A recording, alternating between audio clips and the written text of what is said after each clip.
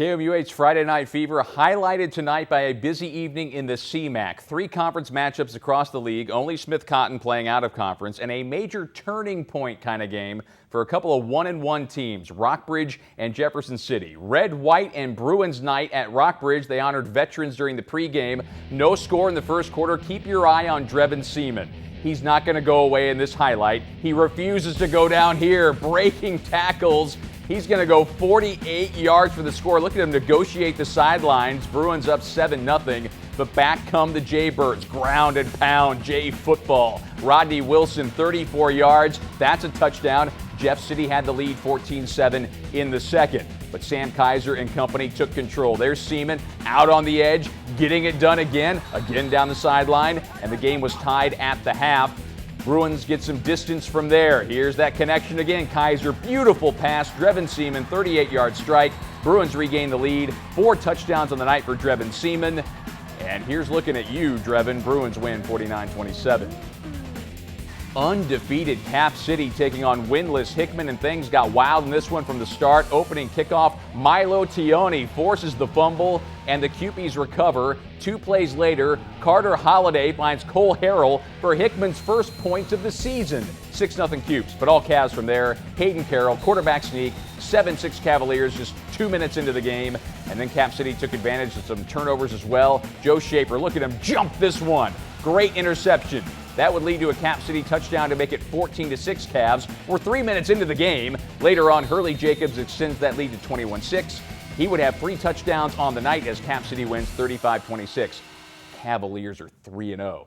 2-0 Helias leaned on quarterback Drew Miller in a Week 1 win at Hannibal. Miller wasn't the star in last week's victory over Hickman, but he came out firing tonight against Battle. Drew Miller and Justin Goolsby, those are old friends for a long time. They were opponents tonight. First quarter, Helias from midfield, Miller, a dart, Henry Nuenswander, 45 yards. That would set up a Helias touchdown moments later. Spartans battle back, no pun intended. Another week, another Ricky Dunn truck up the middle, 10 yards with the flex, 8-7 battle. Helias offense kept the air attack coming. A great contested catch from Matthew Malmstrom.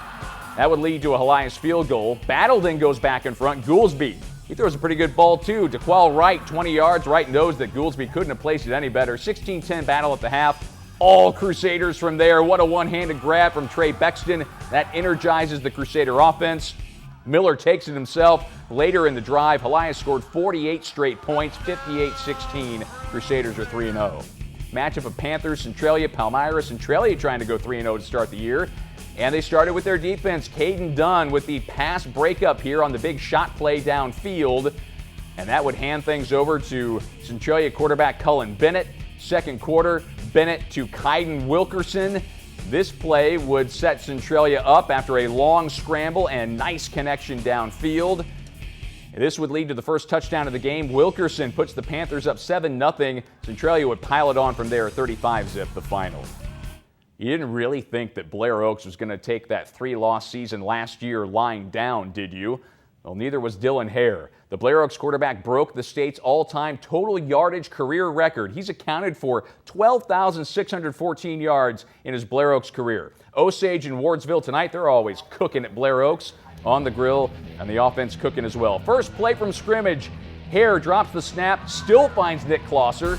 That looks like a busted play. No, it's not. 57 yards, 7-0 Falcons. A patriotic student section fired up. Next possession, 4th down. Hare finds Klosser again, who again is breaking tackles, making a busted play look good. 2 drives, 2 touchdowns for Klosser. That one was 34 yards. Get some water, sir. You deserved it. How about Dylan Hare? He keeps piling up the stats. Slings it to Alec Weberg for the first of 3 Weberg touchdowns in the second quarter. 343 passing yards, 5 touchdowns for Hare, 56-13 Falcons win.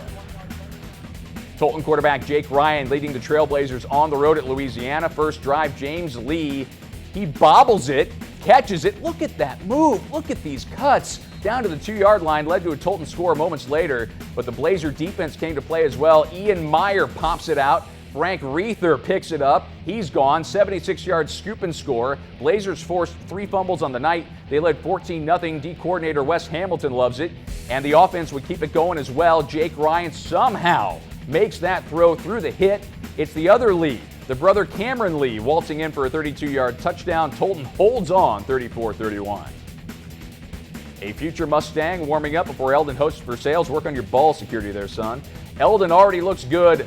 Hunter Hess, 27-yard touchdown. Devin Wadenberg, Mustangs, they're cooking up 7-0. Throw a little water on them, cool them off. Eldon's offense simply could not be stopped, though. Mustangs scored 2 touchdowns in the first quarter. Hess finds a wide-open Winston Smithston, who jukes not 2, but like 5 Versailles Tigers. 62-yard score. He's going through everybody. Hess with 5 touchdown passes to 5 different receivers at one point. And Hunter Hess also scored on the ground. He was doing it all. Makes it look easy here. Hess had 8 touchdowns, and the Mustangs galloped to a 75-14 win. Let's take our first check of the scoreboard, shall we?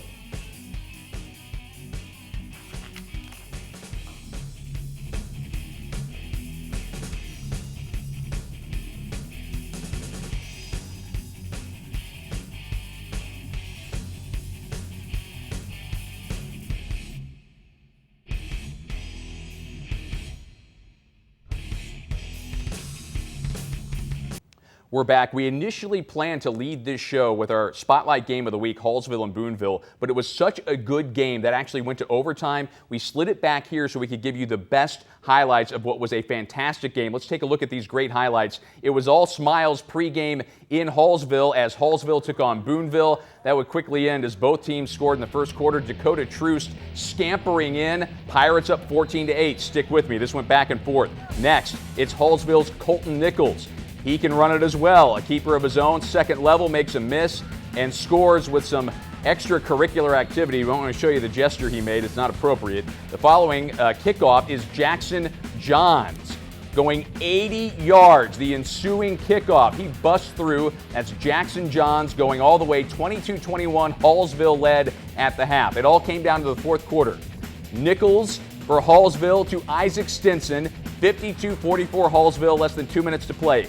Boonville's Dakota Troost, though, would score with his legs and then a 2-point conversion as Troost throws it to Ethan Watson with 11 seconds left, tied it at 52. They went to overtime. An extra point by Ross Brackman from Boonville was the difference. Boonville wins 59-58 in a crazy, crazy game. Is there anything better than a rivalry like North Callaway and South Callaway? It's what Friday Night Fever is all about, and it's been competitive between the rivals, alternating wins the last 4 meetings. And this game was the definition of competitive. The Callaway Cup on the line in all its glory. South Callaway strikes first. Jacob Martin fighting through, 6-0 Bulldogs. Later in the quarter, North Callaway punting off the punter's head, bounces around, kicked around, scooped up by Dalton Betcher. Look what I found, touchdown for Dalton Belcher, 14-0 South Callaway. North Callaway not going to go down. Braden O'Neill, A.J. Siegel on the out route. Siegel in for the touchdown. It's a 1-score game. Later in the quarter, O'Neill looking for a man, can't find one, so he takes it himself. O'Neill bobs his way in, 24-yard touchdown, tied at 14. T-Birds go for 2. It's broken up by Tabor Gray, and South Callaway takes the cup back with a 34-28 win. Southern Boone and California Eagle receiver Chase Morris with a school record, more than 300-plus receiving yards 2 weeks ago, and here he is again, 22-yard touchdown catch. Look at that grab, 7-0 Eagles. Pinto strike right back, 25 yards. The brother-to-brother connection, Martin Kilmer, Hayden Kilmer, game tied at 7. The passing barrage continued in this one. This time it's Southern Boone's Austin Evans. He's going to roll out and find Kellen Ash. 4 touchdowns on the day for Evans. They couldn't tie it because of a missed PAT. 14-13 Pintos. Eagles keep flying second half, 15 yards. Tristan McKee with a 2-point conversion to go to make it 21-14. Eagles win on a late 2-point conversion, 29-28. Battle of the Hornets tonight. Weststrand and Fulton both looking for their first win of the season. Weststrand comes out hot. It's Langdon Kitchen with a hard run through the Fulton defense into the end zone. 6-0 Weststrand. Fulton's Walker Goring. He's got some nice running legs as well. Look at the fake with under a minute to play in the first quarter. Goring will go all the way for the first Fulton touchdown of the night. It's still 13-6 Weststrand. Second quarter, Weststrand back to work. Langdon Kitchen does it himself. Look at the stretch. Touchdown, 19-6 Weststrand, and Weststrand clinches their first win of the season, 31-20. Second game of a 2-game road trip for Harrisburg tonight. Bulldogs looking to get right at Marceline after last week's loss at Milan. Student section fired up in Marceline as they welcome the Bulldogs. Late in the first quarter, Harrisburg's Trace Combs on the move. Look at that throw. Braden Wyatt makes a man miss. Look at him push his way through for the first down. And later on the drive, it's Combs finding Wyatt again. He had time. And making another man miss is Wyatt. He goes 61 yards for the score. Bulldogs up 6-0. Wyatt would go on to score 3 touchdowns in this one, including a 90-yard pick six, and Harrisburg wins easily 34-8. Paris Coyotes hosting Salisbury. Daniel White's #1 fan in the house, and number 21, well, he's going to make that fan very happy. Daniel White hauls in the 34-yard touchdown from Brian Bender. 8-0 Salisbury early. Second quarter, still 8-zip Paris. Trying to get going, but Jake Sellers jumps the route. Look at that interception. Keeps the Coyotes off the scoreboard, and it was all Salisbury in this one. Already up 16-0. Looking for more. Bender unloads 46 yards. London White on the other end. Bender with 136 yards in the first half alone. Panthers win 42-8. Slater taking on Windsor. The Wildcats ready to roll, but they fumbled on their first drive. Windsor would score after that turnover. Slater not helping themselves here. Down 6-0. There's the interception by Wes Lloyd. The Greyhounds were primed to increase the lead, 4th and goal, but the Wildcats come up with this huge stop to keep the score where it was. And then Slater strikes offensively. Grayson Zybel with the 88-yard dime to Brandon Terrell. Look at that catch, 8-6 Slater, but Windsor wins a back-and-forth battle, 40-34. Back to the scoreboard.